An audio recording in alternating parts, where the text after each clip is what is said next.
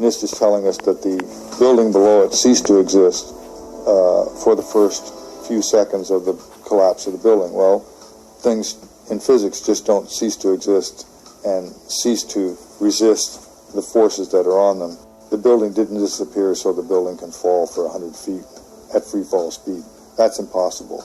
That's a violation of the fundamental law of physics that says that for every action there's an equal and opposite reaction. If floors fall, they tend to fall and are braced by the floor directly beneath it, and there's some delay there.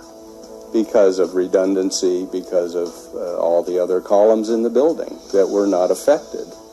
Even if a floor were to collapse, it still wouldn't be able to collapse all of the connections simultaneously at the rate that it did without secondary explosions.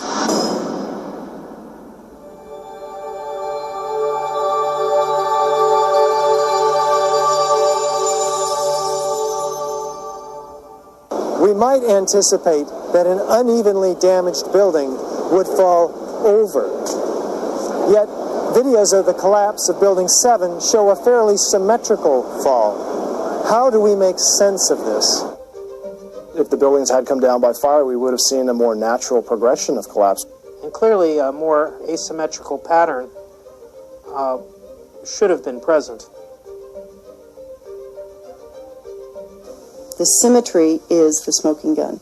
It cannot happen that when you have asymmetric damage, you will get a perfectly symmetrical collapse. The exterior columns on the outside as well as on the inside at the bottom would have to be severed almost at the same time. I worked for Controlled Demolition Incorporated, CDI, the top-rated explosives demolition firm in the world. What I saw, it was a classic implosion. The center of the core, the penthouse area, starts to move first, and then the building follows along with it.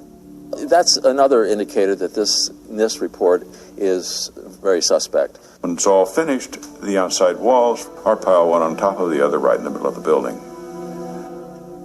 Just like a house of cards if it were coming down. According to NIST, the failure occurred at column 79 on level 12. This means basically they're talking about a single columnar collapse or failure that